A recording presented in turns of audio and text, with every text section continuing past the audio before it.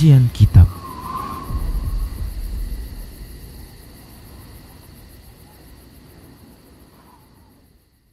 Bismillah, assalamualaikum warahmatullahi wabarakatuh. Innal hamdalillah nahmaduhu wa nasta'inuhu wa nastaghfiruh wa na'udzu billahi min syururi anfusina wa min sayyiati a'malina may yahdihillahu fala mudhillalah wa may yudlilhu fala hadiyalah. Wa asyhadu an la ilaha illallah wahdahu la syarikalah wa asyhadu anna Muhammadan 'abduhu wa rasuluhu sallallahu alaihi wasallam. Qala Allah tabaraka wa ta'ala ya ayyuhalladzina amanu taqullaha haqqa tuqatih wa la tamutunna illa wa antum muslimun. Ya ayyuhan nasu taqu rabbakumul ladzi khalaqakum min nafsin wahidah wa khalaqa minha zawjaha wa bassa minhuma rijalan katsiran wa nisaa'a wattaqullaha alladzi tasaaluna bihi wal arham innallaha kana 'alaikum raqiba. Ya ayyuhalladzina amanu taqullaha wa qulu qawlan sadida yuslih lakum a'malakum wa yaghfir lakum dhunubakum wa may yuti'illaha wa rasulahu faqad faza fawzan 'azima amma ba'd fa inna ahsanal kalami kitabullah wa khairal huda huda rasulillah sallallahu alaihi wasallam wa syarral umuri muhdatsatuha wa kullu muhdatsatin bid'ah wa kullu bid'atin dhalalah wa kullu dhalalatin finnar. Para pemirsa Rosyad TV dan para pendengar Radio Medan Mengaji serta para pemirsa media sunnah yang turut serta menyiarkan kajian ini. Alhamdulillah, segala puji hanya untuk Allah tabaraka wa ta'ala atas semua nikmat yang Allah berikan kepada kita. Salawat dan salam tak lupa kita ucapkan untuk Nabi-Nya Muhammad sallallahu alaihi wasallam. Para hamba Allah rahimani rahimakumullah, kita lanjutkan pembahasan Kitab Minhajul Muslim di bab yang keempat tentang ibadah, dan kita masih membahas tentang sholat sunat rawatib. Kali ini kita akan membahas tentang sholat sunat rawatib zuhur. Sholat sunat rawatib zuhur, yaitu sholat sunat yang mengiringi sholat zuhur, baik itu sebelum qabliyahnya ataupun setelahnya ba'diyahnya. Para hamba Allah rahimani wa rahimakumullah, terdapat hadis-hadis seputar sholat sunat rawatib zuhur ini dengan hadis yang beragam, sehingga para ulama ada yang memberikan bentuk-bentuk pelaksanaan sholat sunat rawatib zuhur ini, sholat sunat zuhur, baik itu sebelum maupun setelah. Setidaknya ada 3 bentuknya. Yang mana saja kita lakukan, maka kita sudah melakukan sholat sunat rawatib zuhur tersebut. Namun kita sebutkan tentunya ada yang paling afdol, karena masing-masing bentuk tersebut ternyata ada keutamaannya. Ya, setidaknya keutamaannya adalah mengikuti teladan Nabi Shallallahu Alaihi Wasallam. Ya, mengikuti Nabi Shallallahu Alaihi Wasallam. Baik, ada 3 bentuk. Yang pertama adalah melakukan sholat sunat qabliyah zuhur 2 rakaat dan ba'diyah zuhur 2 rakaat. Ini bentuk yang pertama. Dan ini kita katakan ini pendapat ulama mazhab Hambali dan Syafi'i dan Hambali yang mereka mengkategorikan 2 rakaat sebelum zuhur dan 2 rakaat setelahnya ini merupakan sholat sunat rawatib yang muakkadah. Ini didasarkan kepada hadis yang pernah kita sampaikan, hadis yang berasal dari Abdullah bin Umar radhiyallahu anhuma. Beliau mengatakan, hafidtu min Rasulillahi sallallahu alaihi wasallam, atau hafidtu an Rasulillahi sallallahu alaihi wasallam 10 rakaatin. Aku menghafal dari Rasulullah sallallahu alaihi wasallam ada 10 rakaat. 10 rakaat maksudnya adalah 10 rakaat salat sunat rawatib itu sehari semalamnya. Kemudian beliau mengatakan rakaataini qabla dzuhri wa rakaataini ba'daha. Ya. 2 rakaat sebelum zuhur dan 2 rakaat setelahnya. Lihat ya, ini dia hadisnya ya. Kemudian wa rakaataini ba'dal maghribi, 2 rakaat setelah maghrib, kemudian wa raka'ataini ba'dal isya'i, kemudian 2 rakaat setelah isya, lalu disebutkan wa raka'ataini qabla salatil subhi, salatis subhi, dan 2 rakaat sebelum salat subuh. Demikian. Baik para hamba Allah rahimani wa rahimakumullah, ini hadis yang dikeluarkan oleh Imam Bukhari, Imam Muslim. Ya, baik para hamba Allah rahimani wa rahimakumullah, ini bentuk yang pertama. Dan ini ya menurut ulama mazhab Syafi'i dan Hambali adalah salat sunat yang muakkadah. Yang muakkadah. 2 rakaat sebelum zuhur, 2 rakaat setelahnya. Baik para hamba Allah rahimani wa rahimakumullah, maka karena dia ditegaskan jangan sampai kita tinggalkan. Ya. Walaupun kita katakan ini hukumnya sunat, tapi ini ditegaskan, ya. Baik para hamba Allah rahimani wa rahimakumullah, bentuk yang kedua adalah 4 rakaat sebelum zuhur dan 2 rakaat setelahnya. 4 rakaat sebelum zuhur dan 2 rakaat setelahnya. Ini bentuk yang kedua para hamba Allah rahimani wa rahimakumullah. Dan ini tentunya berdasarkan dalil, ya. Berdasarkan hadis Ibunda Aisyah radhiyallahu anha yang beliau mengatakan, dan ini sudah kita sebutkan, ya. Kana Nabi sallallahu alaihi wasallam la yada'u arba'an qabla zuhri. Ya. Kata Ibunda Aisyah radhiyallahu anha, Nabi sallallahu alaihi wasallam tak pernah meninggalkan 4 rakaat arba'an qabla zuhri, 4 rakaat sebelum zuhur. Nabi SAW tidak pernah meninggalkan ya 4 rakaat sebelum zuhur. Nah, ini sebagaimana dikabarkan oleh Ibunda Aisyah radhiyallahu anha. Baik para hamba Allah rahimani wa rahimakumullah. Hadis ini ya hadis yang dikeluarkan oleh Imam Al-Bukhari. Jadi hadisnya sahih. Nah, bila kita gabungkan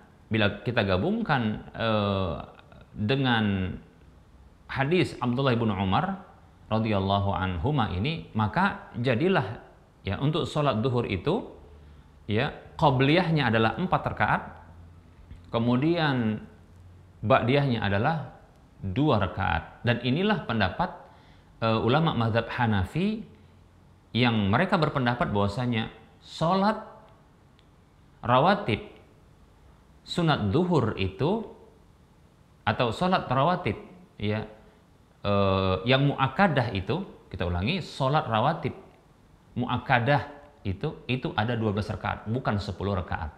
Demikian ya. Baik para hamba Allah rahimani wa rahimakumullah. Nah, berikutnya yang ketiga, bentuk yang ketiga, dan ini luar biasa para hamba Allah karena keutamaannya luar biasa. Yaitu bentuk yang ketiga, pelaksanaan sholat rawatib sunat zuhur itu qabliyahnya 4 rakaat, ba'diyahnya 4 rakaat. Ya. Qabliyahnya sholat sunat sebelum zuhurnya itu 4 rakaat, dan sholat sunat setelahnya itu 4 rakaat. Baik para hamba Allah rahimani wa rahimakumullah, ini hadisnya luar biasa dan ini membuat kita ya termotivasi. Nah, ini berdasarkan hadis yang dikeluarkan oleh Imam Abu Daud, Imam Tirmidzi, An-Nasai dan Ibnu Majah serta Imam Ahmad Al-Hakim ya, yang berdasarkan jalur-jalur yang banyak ini, maka hadisnya derajatnya itu sahih. Hadisnya berasal dari Ibunda Ummu Habibah radhiyallahu anha. Ya. Beliau mengatakan, sami'tu Rasulullah sallallahu alaihi wasallam yaqulu. Aku pernah mendengar Rasulullah sallallahu alaihi wasallam beliau bersabda, man shalla 4 raka'atin qabla zuhri wa 4 ba'daha harramahu Allahu 'alan nari. Masyaallah ya. Nabi sallallahu alaihi wasallam bersabda, siapa saja yang salat 4 rakaat. Siapa saja yang salat 4 rakaat. Dalam riwayat yang lain disebutkan man hafadha, siapa saja yang menjaga. Ya. Di sini disebutkan siapa saja yang salat 4 rakaat sebelum zuhur. 4 rakaat sebelum zuhur dan 4 rakaat setelahnya, maka Allah haramkan dia atas neraka. Allah haramkan dia dari neraka, kira-kira begitu. Baik para hamba Allah rahimani wa rahimakumullah. Nah, tentunya ya, ini motivasi yang besar. Tidak ada di antara kita yang pengen disiksa oleh Allah Subhanahu wa taala. Jangankan di neraka, di dunia saja. Yang kata Allah Subhanahu wa taala itu adalah al-adzabul adna, azab yang sangat kecil, sangat ringan, sangat rendah.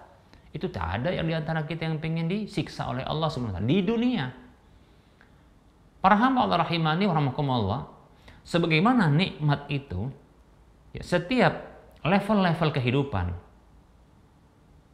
itu akan dia meningkat, maka demikian pula azab, level-levelnya itu akan meningkat.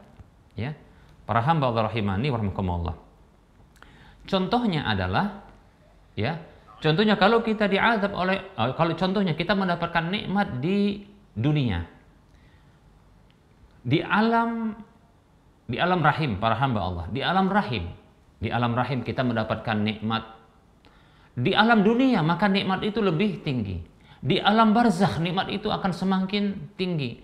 Begitu juga di alam akhirat dengan tahapan-tahapan akhirat sampai ke surga, maka nikmat-nikmat ini akan semakin meninggi, tinggi dia. Dan puncaknya nikmat itu adalah di surga. Demikian pula para hamba Allah rahimani rahimakumullah, azab yang diberlakukan di dunia. Maka ketika melewati masuk kepada level kehidupan berikutnya seperti barzakh, alam kubur, maka azab itu pun meningkat, lebih dia. Begitu juga ketika sudah masuk alam akhirat, ya, dengan tingkatan-tingkatan, tahapan-tahapan akhirat tersebut sampai nanti ke neraka, maka itu semakin tinggi. Na'udzubillahi min dzalik. Kita berlindung kepada Allah dari azabnya, baik itu azab di dunia sampai di akhirat. Ya, kita tidak ingin diazab oleh Allah Subhanahu wa taala. Nah, caranya para hamba Allah, ya, caranya agar kita tidak mendapatkan azab yang paling besar di akhirat itu, maka biasakan, jaga, lakukan sholat 4 rakaat sebelum zuhur, 4 rakaat setelahnya sebelum zuhur. Masya Allah, ya. Demikian para hamba Allah rahimani wa rahimakumullah. Bagaimana pelaksanaan sholat yang 4 rakaat ini? Para hamba Allah rahimani wa rahimakumullah.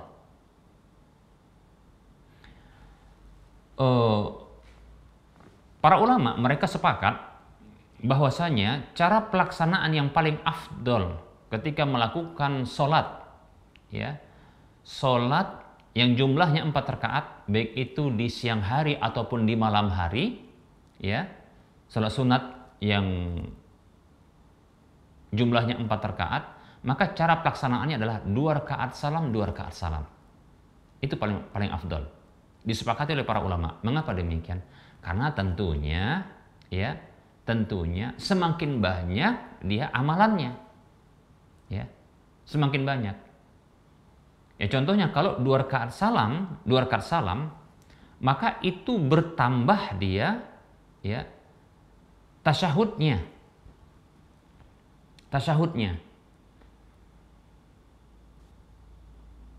Ketimbang kalau dengan 1 kali salam saja. Dan di situ ada tasyahud itu, ya, itu ada duduk, ya, ada duduk.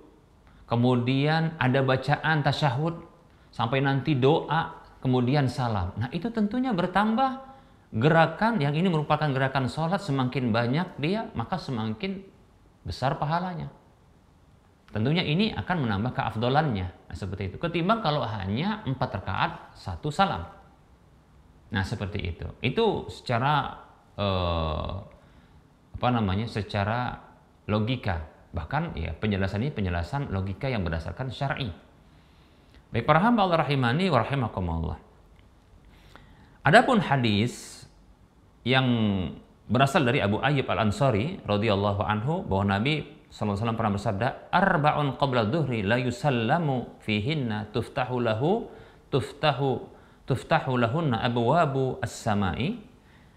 Ya, yang artinya 4 rakaat sebelum zuhur tidaklah salam, ya, tidak ada salam, ya, tidaklah dilakukan salam pada pada rakaat tersebut, kecuali nanti yang terakhir gitu maksudnya, ya, tidak dijeda dengan salam, ya, itu dibukakan untuknya pintu-pintu langit. Ini hadisnya dhaif, tidak sahih, demikian.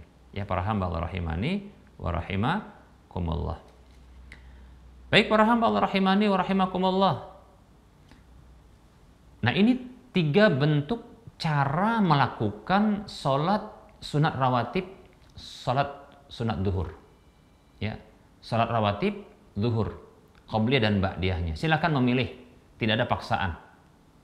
Tapi ketahui, ya, yang paling afdol adalah yang 4 rakaat sebelum duhur, 4 rakaat setelah duhur. Kenapa? Karena tercakup semuanya. Yang 2 rakaat sebelumnya tercakup di dalamnya, yang 2 rakaat setelahnya juga tercakup di dalamnya. Nah, seperti itu tentunya.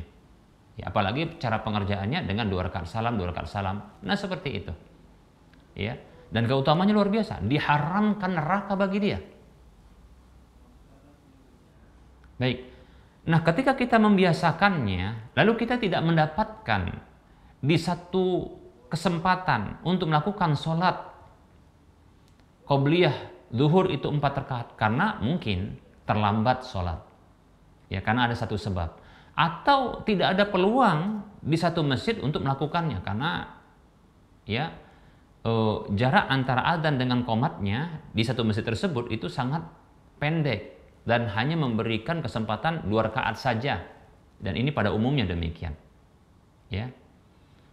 Maka insya Allah ta'ala seseorang yang terhalang dari kebiasaannya, maka akan dia mendapatkan, ya, seperti dia melakukannya ketika ada penghalangnya, demikian. Karena, ya, penghalang tersebut itu syar'i dan kebiasaannya, ya, ini dihitung ketika terhalang dengan penghalang syar'i tersebut. Nabi SAW pernah bersabda, ya, idza maridul abdu aw safara kutiba lahu ma kana ya'malu sahihan muqiman.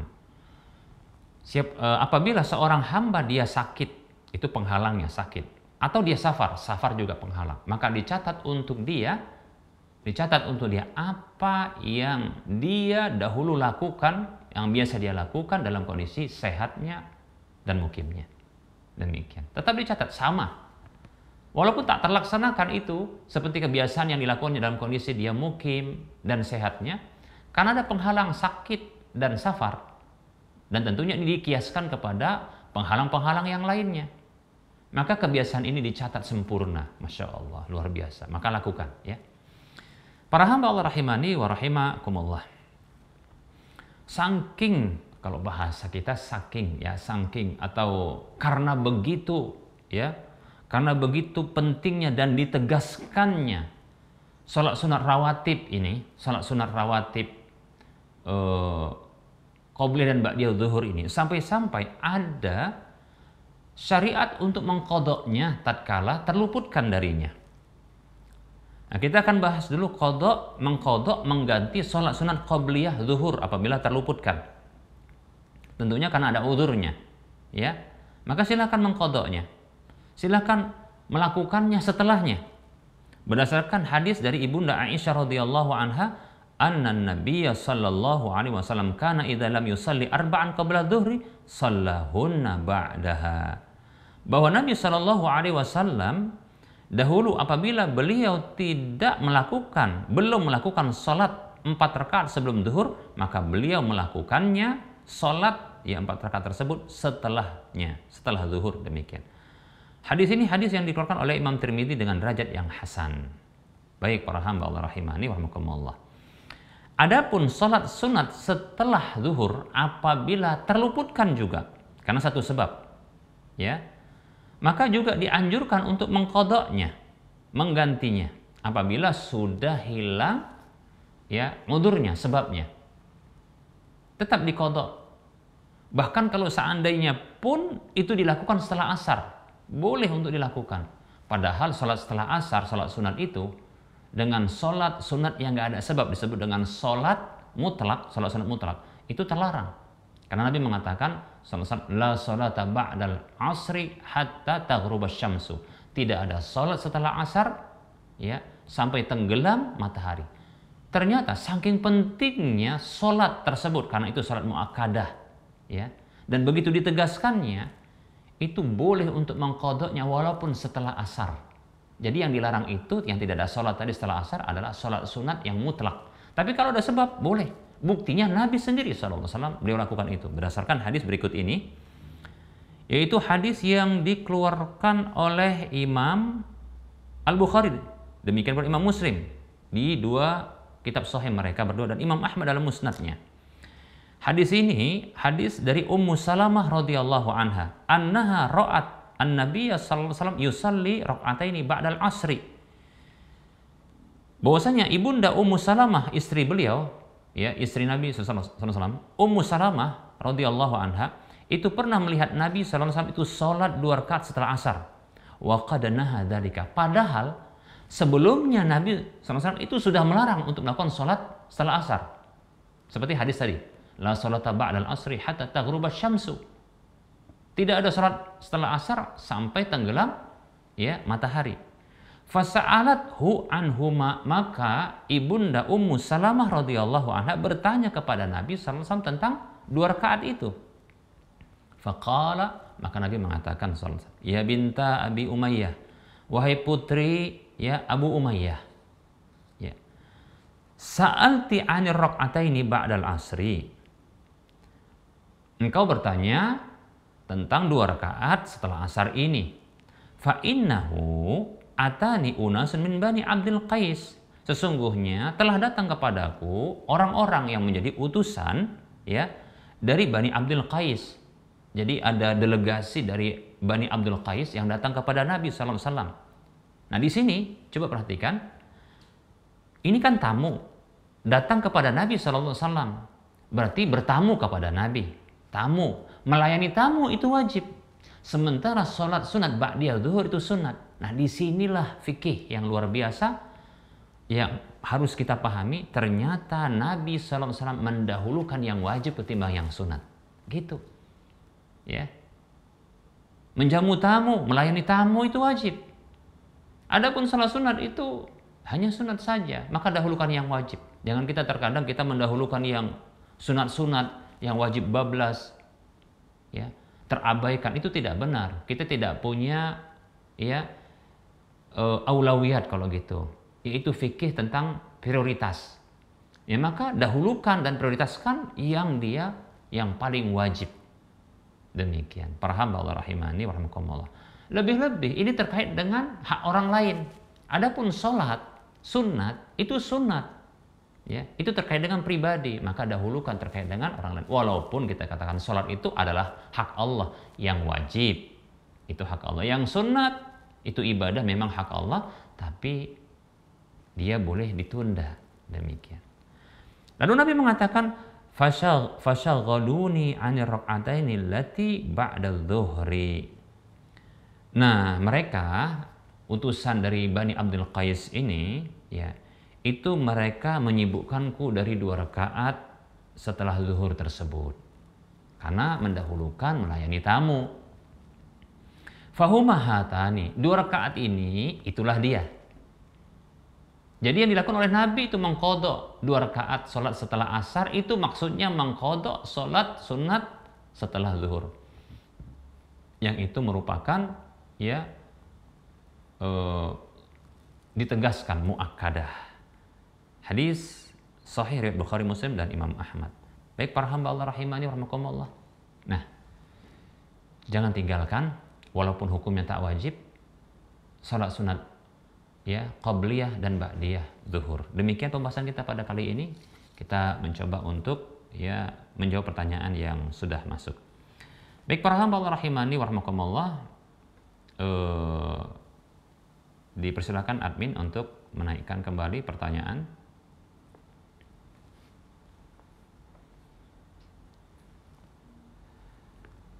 Baik para hamba Allah rahimani wa rahimakumullah.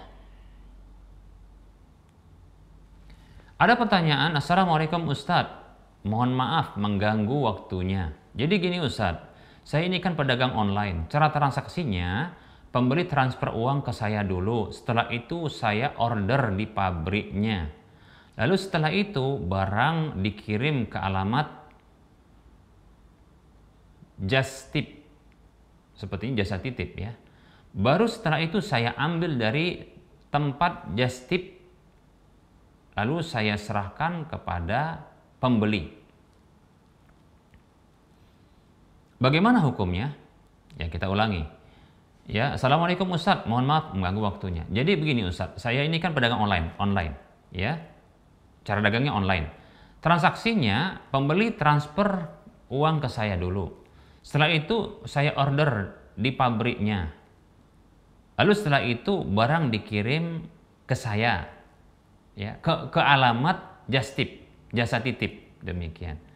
Baru setelah itu saya ambil dari tempat just tip, lalu saya serahkan kepada pembeli. Bagaimana hukumnya? Baik ya.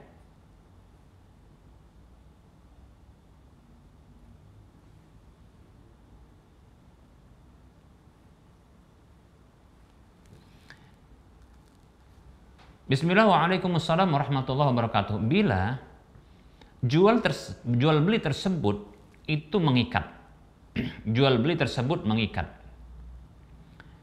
dan sang penjual online atau pedagang online tersebut, ya,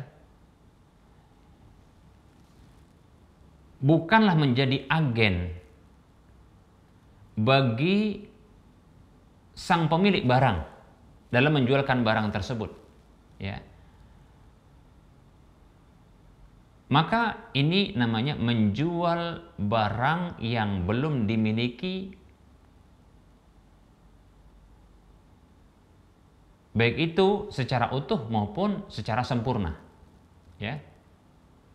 Dan ini terlarang tentunya, karena Nabi pernah bersabda sallallahu alaihi wasallam kepada Hakim ibnu Hizam radhiyallahu anhu, la tabi' ma laisa indak, jangan kamu jual barang yang belum kamu miliki, demikian. Tidak boleh. Tapi kalau seandainya sang pedagang online ini menjadi agen, dan agen itu ciri khasnya adalah dia tidak harus membeli barang tersebut dari produsen atau pemilik barang, ya. Dia tidak boleh, dia tidak harus membeli.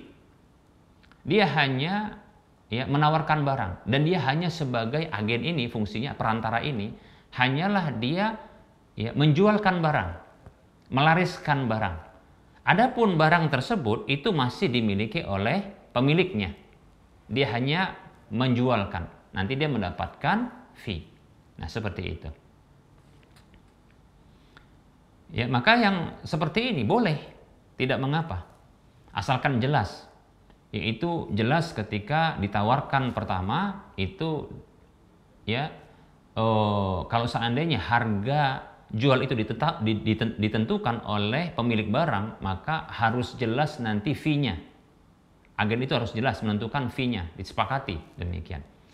Kalau harga jual, ya, itu ditetapkan oleh agen, maka kewajiban untuk kejelasannya itu pada harga pokok barang, ya, sehingga nanti ketika sudah laku barang, maka sang agen itu akan menyerahkan barang tersebut, akan menyerahkan uang senilai harga pokok. Nah, seperti itu, ya. Baik, demikian. Jadi cukup kita katakan, ya, cukup pedagang online ini siapapun dia, ya, yang menjualkan barang-barang yang halal, ya, maka hendaklah dia memposisikan diri dengan meminta persetujuan kepada pemilik barang, apakah itu mungkin produsen dari barang tersebut, ataukah barangkali sebagai, kita katakan, toko, ya, toko grosir gitu, ya. Maka posisikan agen ini sebagai agen yang disetujui, yang dia menjualkan barang tersebut, ya, dan tidak ada kewajiban untuk membeli, hanya melariskan barang tersebut. Nah, setelah disepakati fee-nya, atau setelah disepakati ya kita katakan modal barang tersebut, harga dasar pokok barang tersebut yang ditetapkan oleh sang pemilik barang untuk si agen. Nah, kemudian si agen silahkan dia menambahkan ya untuk keuntungannya. Maka setelah itu dia jual, tidak masalah. Nah, demikian. Ya, seperti itu. Ini agar keluar dari masalah seperti ini. Ya, jadi posisikan ya menjadi agen dengan meminta izin untuk menjualkan barang sebagai perantara. Dan ingat, cirinya adalah tidak harus membeli. Adapun nanti kalau sudah laku, nah maka silakan nggak apa-apa, baru menyerahkan uangnya. Dan ingat, ciri berikutnya adalah barang itu masih dimiliki oleh sang pemilik barang atau produsen atau tokonya, demikian. Kalau ada kerusakan, maka bukan pedagang online yang menjualnya. Kalau ada komplain-komplain, maka komplainnya adalah kepada ya pemilik barang ya atau produsennya, bukan kepada penjual online. Nah, seperti itu. Dan itu bisa langsung nanti untuk dikirimkan ke customer, ya para pembeli-pembeli, langsung saja demikian. Nah, begitu, tidak masalah. Nah, inilah akad, namanya akad keagenan disebut dengan samsarah, agennya disebut dengan simsar. Nah, begitu ya. Tapi kalau contohnya atau kasus ini, maksud dari kasus ini adalah pedagang online ini dia bukan sebagai agen, ya, karena barangkali tidak diberlakukan keagenan di situ pada penjualan barang itu. Lantas dia menjualnya atau menawarkannya, lalu ada orang yang mengirimkan uang tersebut senilai dari harga barang, maka ini terjadi jual beli sementara barang belum dimiliki, dan ini melanggar, ya. Nah, seperti itu. Tapi kalau sebagai agen, maka seperti ini boleh dengan syarat ya barang tersebut itu masih dimiliki oleh pemilik barang ya, atau produsennya atau toko grosirnya, demikian. Kalau ada kerusakan maka komplainnya itu kepada pemiliknya. Wallahu ta'ala a'lam.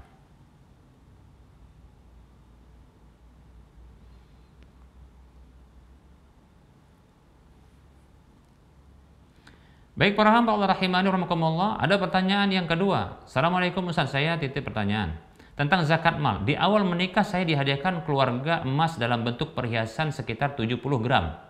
Ditambah mahar cincin 25 gram.